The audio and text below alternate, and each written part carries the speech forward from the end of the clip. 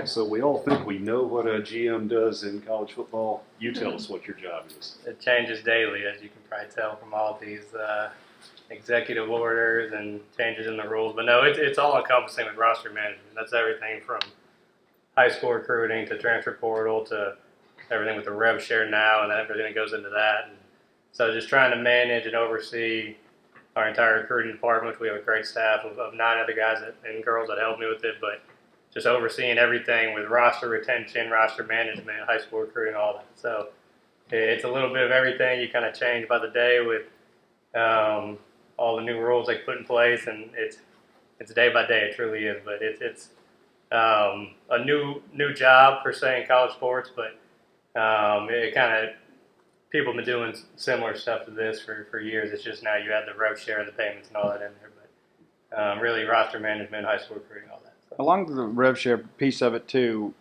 how does it work from a budgetary standpoint? Like, I mean, who makes the decisions? Okay, we're going to allocate X number of dollars for this position group, and how much flexibility do you have in all that? Yeah, I mean, it's with the rev share, that's a piece that we really have internally flexibility with to adapt to it how we need to, and decide who needs what. And if we have a bunch of seniors in one position group, they're probably going to be a little higher up because they've paid their dues and worked their way up.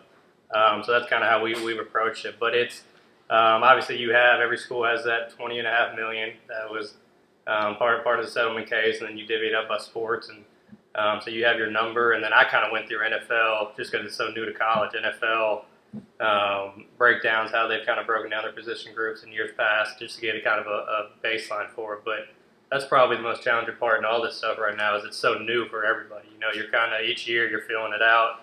And it's the first time you have 105 on your roster, so you're always constantly adjusting and adapting to it. But it's that's probably the fun part too. It's just like NFL. If you have really good quarterback, you need to pay to keep them. You then kind of got to adjust other places to make it work. But once you have your money, you can divvy it up how you need to.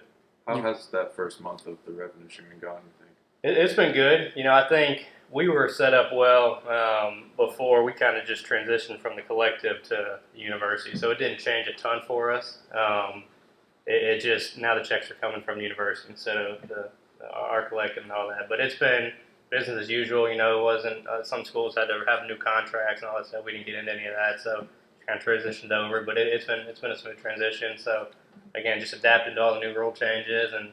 Not a ton of difference for the players here. We tried to make it as seamless as possible, so they didn't have to sign a bunch of new stuff and think about a bunch of new things. But it's been good so far. You worked with a lot of different people, a lot of great programs, a lot of legendary coaches, things like that. What's it been like working with Coach Levy? Well, look, I was with Coach Levy in 2018 at UCF for a year, so I knew that we had said back then if he ever got a job like this, I'd follow him. I love working with him. His vision, how he approaches everything, his passion for it. How the players respond to him. You would never know that first year head coach. So just we got to keep building on it. But he's an incredible guy to work for. I've said it a bunch of times talking to the media and who else. I'm with him until he kicks me out. Until he doesn't let me stay here anymore. So I have been fortunate to work with some good ones. I mean, Coach Levy's right up there with the best. There big things in his future, but he's awesome to work for, and I think the players and staff would all reciprocate that. Is it fair to say part of your job is just taking a lot of heat off the actual head coach and position coaches, and you're the target now when somebody has something they're unhappy about? Yes, and that's a lot of it is, hey, go talk to Mark about it. I think probably the biggest piece is the agent stuff, dealing with, everyone has an agent now and talking, so the coach doesn't need to be dealing with that, position coaches, so come talk to me and I'll handle a lot of that stuff with our kind of off-field staff. But yes, it's a lot of just don't let the small issues get to him. Take it from me and let him focus on coaching ball and then focus on that stuff. But obviously we work hand in hand, and there's nothing that happens with me that he doesn't know about, and we have a great working relationship with that. But yeah, that's a big part of it. Keep some stuff from him so he can focus on the bigger picture. On top of this GM role and all these things that have been coming to college football, the staffs have expanded, and you're seeing more people work underneath you. What's your staff like? What's the crew that's kind of working behind you looking like? Yeah, so they're a lot of them were here when I got here, and I think we've adjusted. Courtney Williams we promoted to kind of an assistant GM title, however you want to say it. But that was a big piece, just going through that first year of really preparing for this rev share world. Just another person that kind of is tuned in with the salary cap and kind of what we're paying and how it's all working. So kind of giving him more responsibilities with that, and he earned every bit of that. And then we have Lee Wilbanks, Andrew Lutz, Ryan Roberts, Rod Gibson, who handle a lot of the high school recruiting, making sure we're getting everybody evaluated, constant evaluations, constantly digging for new names. And then on the on-campus side, really Andrea Hollis, Haley Golden, Kaylin Robinson, who handle a lot of the visits, setting up the visits, organizing everything on campus for when these guys get here. But it's really shifting to where it used to just be, you're just worried about watching film and handling. Now you need people that are focused on all right, you're almost grading your current team, and then, guys that go into the portal, you have to put grades on them to see, hey, can we pay for that guy? Do we need to retain this guy? Do we need to, look somewhere else for this guy? So it's a constant changing, and you can't do what we do without a phenomenal staff, and we have good people in place here, and it's just continuously evolving with these rule changes I keep mentioning, but we got good people in place. You said that you're doing kind of an NFL model in terms of distributing the payments and stuff. Why was that the approach you guys are going with? And I wouldn't necessarily say it's NFL model. What I did was just kind of look at the percentages of how they broke down each position. That's what I was meaning by that, just to get a baseline of where they've been at. Now, obviously, roster numbers are a lot different in college. You have 105, we have 52 in NFL. So it's not all gonna correlate completely, but my thought was, okay, see where the best team, and I did playoff teams too, so like see where they kind of broke down the positionally, how much they were doing. If running backs was 5 to 7% of their total budget, or quarterbacks were 10 to 15%, O-line was 18 to 22%, just to kind of get a baseline. You're not always going to be in those. Like I said, if you have a bunch of seniors, maybe you're top heavy in a position that year, whatever it may be. But just to give you a baseline, we want to stay between these percentages for each position to kind of just give you a range to work with. Do you think we're coming to a point in college football where we can say, these are the rules, we're set in perpetuity for now anyway, I guess, and instead of having to, it seems like it changes week to week, do you think we're getting to a point where there can be some permanence? Man, I hope so. I hope so. I think we're close. I think every offseason you kind of get a little bit closer to it. I think some of these rule changes you're getting, everything's a lawsuit now though, and you get so much. You're never going to make everybody happy, but I'm hoping within the next 3 to 5 years we do have. But it's funny. You get on Twitter and you just find, or X now, what you want to call it, and just find out the new news and what the new executive order is, who's the new oversight committee, whatever it is. But we're getting closer. It'll get there soon. But for now, you just keep rolling with the punches, but I hope we're close.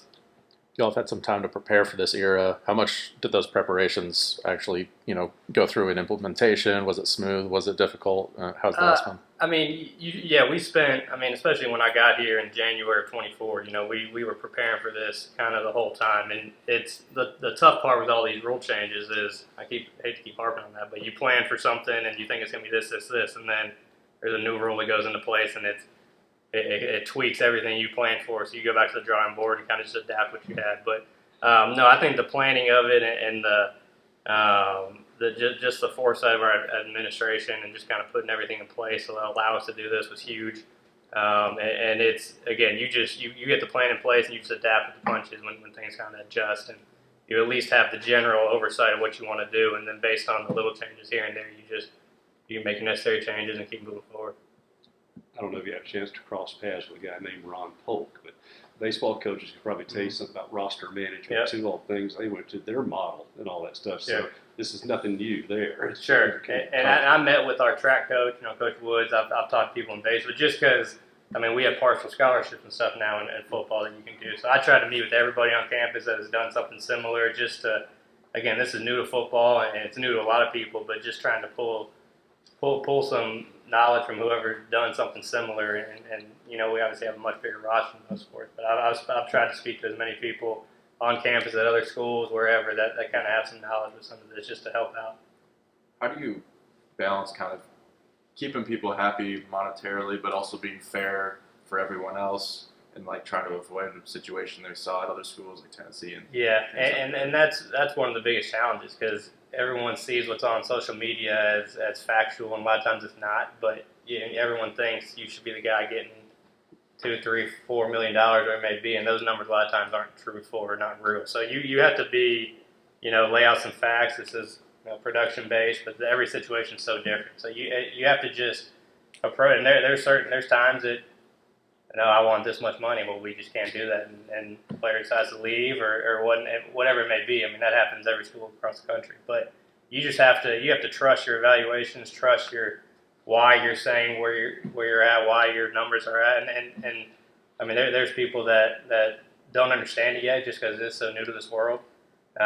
Just why things happen a certain way, but it's no different than NFL. There's cap casualties every year. There's guys that don't necessarily get the money they want on one team, so they text free agency to see if they can get it. I mean, it's the same kind of thing here. It's just the difference is it's every year here. There's no 4-year contract. It's year after year. You're trying to retain everybody, but there's definitely it'll take a few years before everyone kind of understands what the market actually is and what people should and will be making. Are you saying that social media exaggerates some of this stuff? Maybe a little bit. Maybe a little bit.